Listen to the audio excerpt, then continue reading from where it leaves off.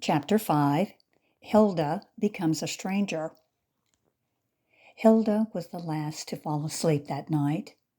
She was thinking about the lie she had told her friend Lydia. Ultimately, this lie would be communicated to her child, and she had hoped that there would be no lies between herself and her son. 'Twas not this way she had imagined telling her child about his father, about Raymond.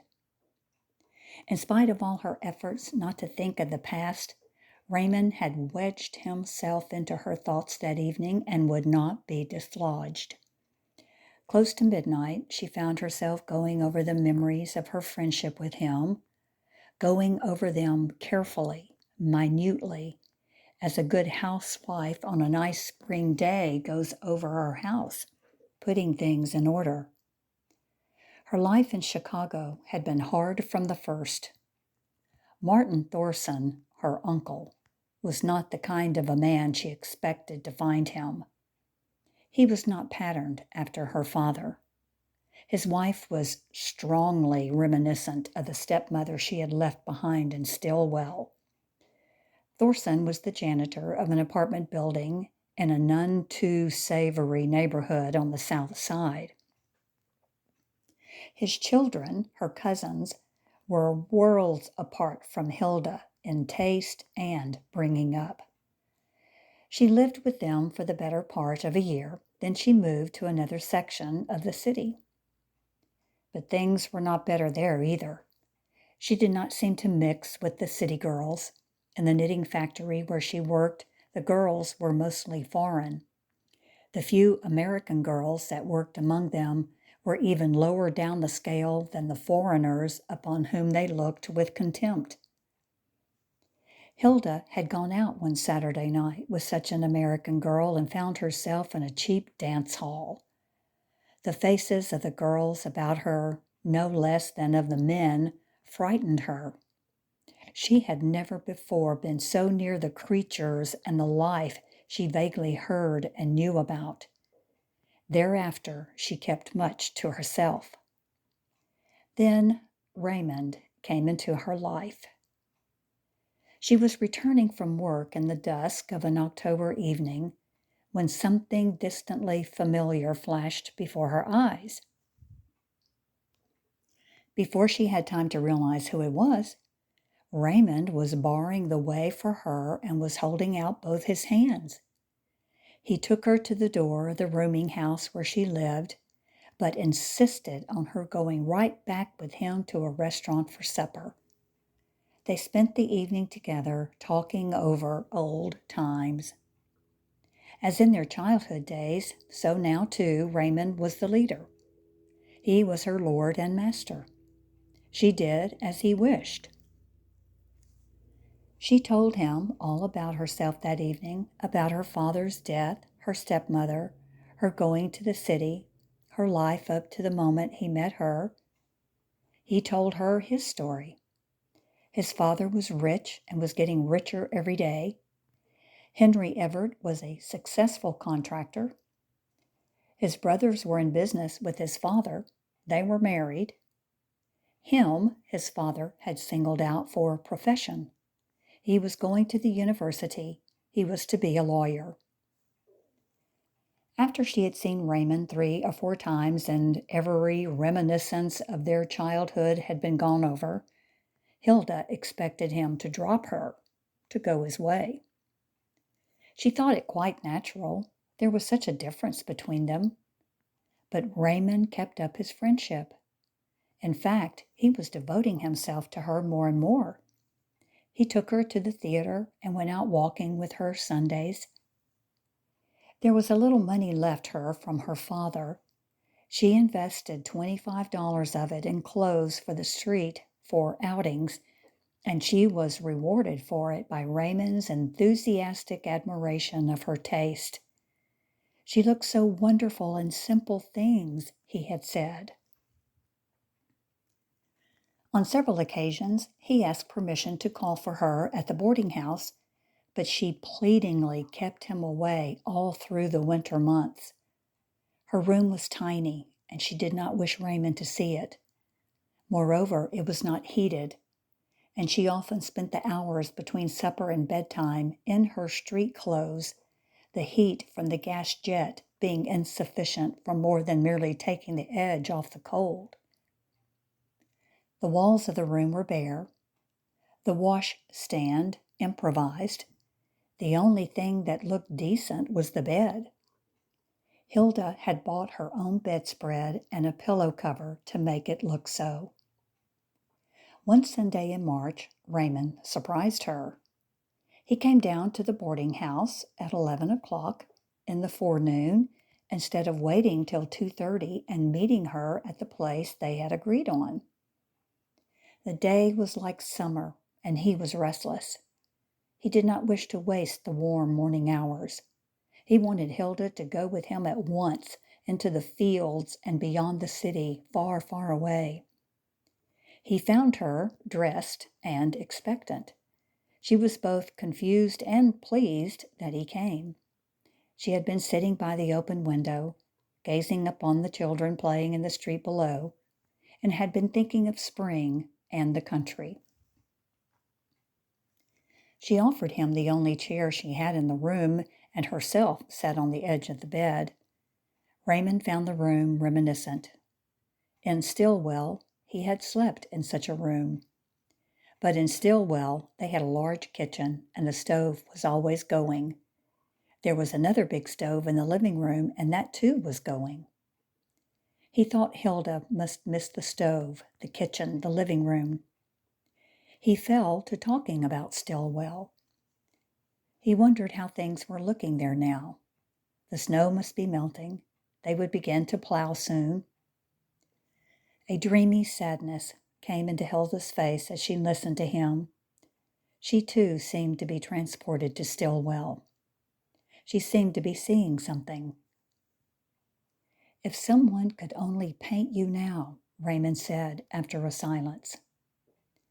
She smiled, but the smile was not taking the sadness out of her eyes. Raymond was gazing at her. She averted her face. "What is it, Hilda?" he asked, leaning over slightly towards her and taking her hand in his. The girl attempted to free her hand, but he had seen tears in her eyes. In an instant, his arms had wound themselves about her waist, her shoulders. "You know," Raymond had said to her several months later, "I'm taking altogether too much of your time. It's a shame to waste it. You ought to put in some of your evenings in school. A little stenography and typewriting would make a big difference in you. It would change your whole life for you. 'Twould take you out of the factory and put you into an office." It was a June evening, and they were sitting in Jackson Park. Raymond had his arm about Hilda's shoulders. He had made this little speech between caresses. She had listened to him with immense gratitude. It was good to have someone talk to her like a relation about school, stenography, office work. She had been dreaming of office work ever since she was a little girl. After Raymond had left her on the steps of the boarding house, Hilda had lain awake half the night. She was recalling his words, his gaze, and her heart was beating fast. She seemed to be standing on the threshold of a new life, the life she had vaguely been yearning for. She longed for the night to pass, for the following evening, for Raymond. She wanted to hear the words school and office from his lips again. She fell asleep in tears. She woke smiling. In September, when he was to resume his work at the university, Hilda was to enter a business college. Raymond had planned it this way in order not to lose any of the summer evenings. These they were to spend together. Hilda had been worrying about money matters. She had $60 in the bank. She would need perhaps $100 for tuition and books. She could manage things if they did not require from her all of the money in advance. Several times she had meant to ask Raymond to find out about this, but she hesitated. Raymond knew how much she was earning. but his sense of values was vague, and he failed to realize fully the penny-by-penny existence which she was leading. Hilda hated to initiate him into it. They were in the country one Sunday afternoon in July. The day was sultry. In the distance lay a wood, and they were heading for it. They finally reached it, found a secluded spot, and sat down. Hilda was tired from the heat and the walk, and was reclining speechlessly. Raymond pulled out a small volume of Keats from his pocket, but did not open it. He was gazing at the girl with eager, longing eyes. He wanted to say something tender to her and began to speak of school. He had noted that Hilda's eyes ran over with mute dreaminess every time the subject of her studying, was brought up by him. He was elaborating the plans for her education, going into details, specifying. He had been to several business colleges, had made inquiries. Hilda felt the last barrier disappearing between her and Raymond. He was talking to her like a relation, like a brother, a father. She would not be ashamed before him any longer. She asked him about the tuition in these colleges. Had he found out about that? She told him how much money she had. Also, there was a possibility of her getting a raise at the factory but Raymond did not let her finish. He locked her in his arms and was crushing her with his embraces. The question of money was not to worry her. He would pay her tuition. Of course he would. Did she think otherwise? No, she should not be ashamed to take money from him. They were not strangers. They never would be strangers. She would be his, must be his, always, always. They were in each other's arms, and he was sealing their union with intense, passionate kisses. She was reciprocating them feebly. She had lost track of time. She felt that it must be late. She was a little afraid. He was mumbling about her being his wife, was calling her his wife. She was limp. He had not kissed her that way before. She finally aroused herself. She was speaking. Her tongue was heavy, but she was speaking. There were things to be considered. He must consider. It would be no easy matter. His father, her father, they never got on, were never friends. Her breath was giving way under the tenderness of his caresses. She was unnerved, drooping. A helplessness was over her. She roused herself again. She was frightened. She was warning Raymond. He looked at her with tousled hair and big, glassy eyes. He was making promises. He would not forget himself. In the next breath, his lips were searching her throat. His face was digging itself into her breasts. Her body, everything about her, had become nebulous, dreamlike. Through the treetops, bits of sky were visible. Was it reality, or was she dreaming? All life was a dream. Raymond was a dream. She was dreaming a painful, sweet dream. Hilda shook off her reveries and tried to go to sleep. Everyone in the ward was sleeping. Alongside of her, she could hear Lydia's measured breathing. She wrapped the blanket about herself resolutely, shut her eyes, and was off again with her memories of Chicago. She recalled her last meeting with Raymond. He staggered when she told him she was in trouble. His talk was incoherent.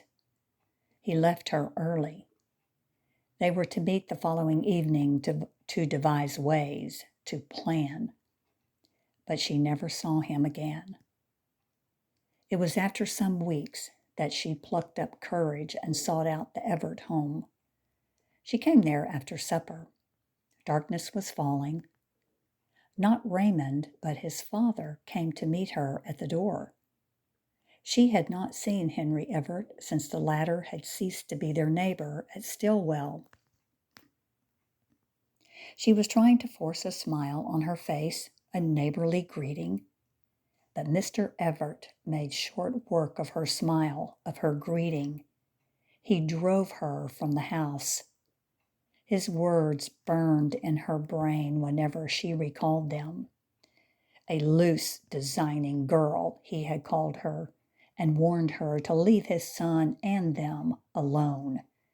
He would not permit his boy to be victimized by her. He was not surprised at her conduct, though he had hoped for something better. Her father, too, was shiftless.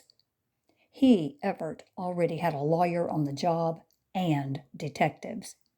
They knew all about her life in Chicago.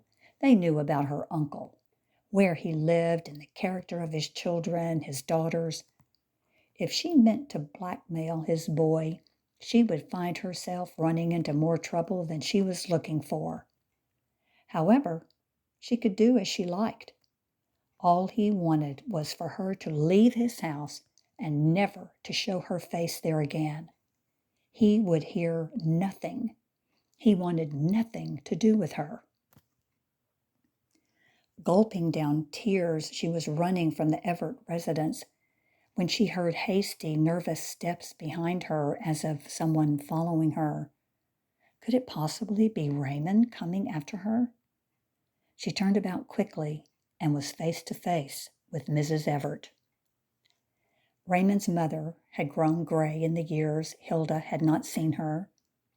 Mrs. Everett was weeping now. "Don't stop," she whispered to the girl through her sobs. "Let's walk right on." Here, Mrs. Everett had put something in her hand and was closing the girl's fingers about it.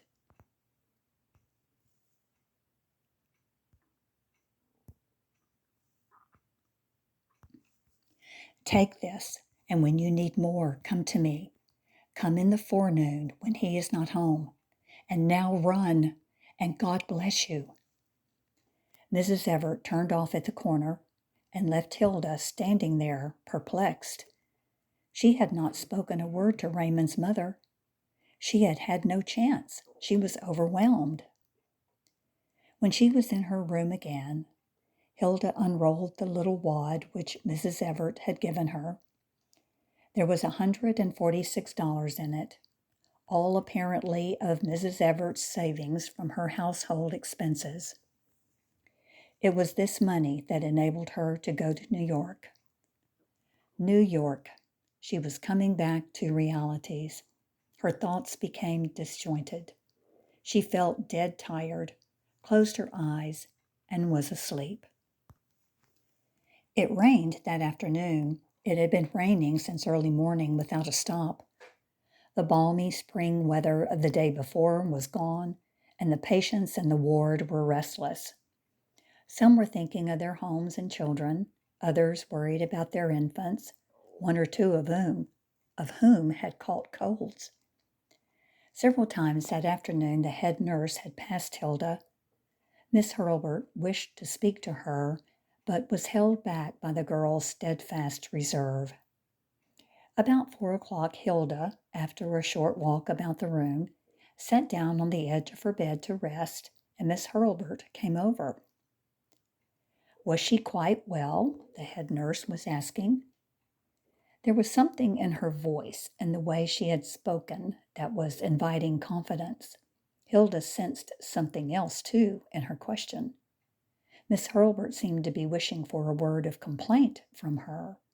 Such complaint would most likely result in the nurse getting the hospital authorities to extend her, Hilda's, stay at the institution for another 5 days. It was the second day Hilda had been up and walking about. Her feet felt as if they were borrowed. Her head was weak and dizzy. She and the child had much to gain from another 5 days in the hospital. But she decided to go on with her plans and to leave the following afternoon. Her answers to Miss Hurlbert's questions were unequivocal, affirmative. They left no room for doubt. Hilda would be out of the institution at the end of the 10 days for which she had paid, not a minute later. Lydia had already gone home. She had gone the day before, and her sister, Mrs. Novak, had sent up word that she had found a suitable room for Hilda, with a woman living in the same block with her. Mrs. Novak, too, would be at the hospital waiting for Hilda when she got out to take her and her baby to this new place. Lydia's sister was indeed going out of her way for her, and Hilda felt that it was best not to postpone things, but to take advantage of the kindness of these friendly people. Besides, she was eager to get to her new surroundings, whatever they might prove. The hospital was of the past from which she was now straining every nerve to escape in body and mind. When the nurse had left, Hilda strolled out of the ward and into the hall. She passed other wards. Wherever she turned, there were women of foreign birth, speaking in foreign languages which she did not understand. The Swan Maternity was located in the heart of one of New York's most cosmopolitan districts. She looked into the faces of some of these women. Most of them were at ease, cheerful. Apparently, every one of them knew where she was going, had friends, family, a nook which she could call her own. They had come across the ocean and were at home in America, in its great metropolis. She was born here and was a stranger in it. A sense of insecurity numbed her heart. She felt chilled and went back to her room and into bed. She lay a long time in a daze. They brought her her supper, and she ate it mechanically. About 7 o'clock, the nurse handed her a bundle. For an instant, Hilda could not think what that bundle might be. Then she recalled. She had given Lydia money with which to buy clothes for her infant. The bundle contained baby clothes.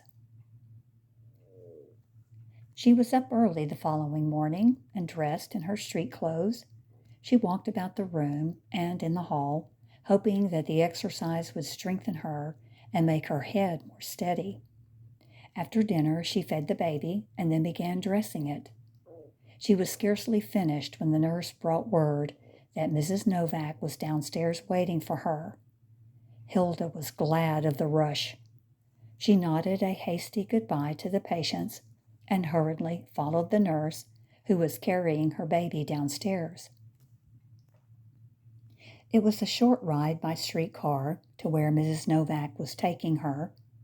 They got out at East 75th Street, walked down a block and a half towards the river, and finally Mrs. Novak entered the hallway of a large tenement. They climbed slowly up 2 flights of stairs. A door stood wide open. They were awaited. They were home. The landlady, Mrs. Vassick was her name, was a Bohemian woman of 46 or 7, a mother of a half-dozen children. She was of medium height, well built, and looked trim despite the fact that she wore no corset. Mrs. Vassick understood many of the things said to her in English, but whether she understood them or not, she always smiled when someone spoke to her in that language instead of her native Bohemian. She smiled when Hilda greeted her and gave a vigorous shake of the head in acknowledgement of the greeting. Directly Hilda was in the house, Mrs. Vassick began busying herself with the girl and her baby, as if the latter were a relation of hers who had come for a visit.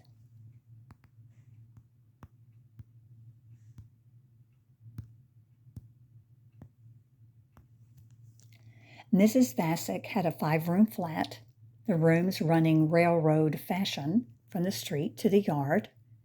The very last room was the kitchen, and next to it was a bedroom. It was considered the best bedroom in the house.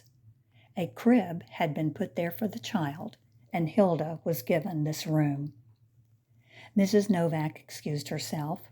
Her children would be back from school any minute now. She had to run home, but she would come in again after supper. Mrs. Vassick, too, had to go down into the street for something. Hilda undid the child and laid it down in the crib. The ride in the car and the change in his surroundings had not affected the infant. It was sleeping soundly. She was sitting on the edge of the bed, her hand on the crib, thinking, when Mrs. Vassick looked in again. In a strange mixture of English and Bohemian, assisted by kindly motions of her round, matronly arms, Mrs. Vassick was explaining to Hilda that the bedroom was only to sleep in, and that she was otherwise to make herself at home in the kitchen, in the parlor, everywhere. She was showing her about the flat. In the parlor, she stopped in front of an enlarged photograph of a boy in a sailor's uniform. It was her son. He was in the Navy.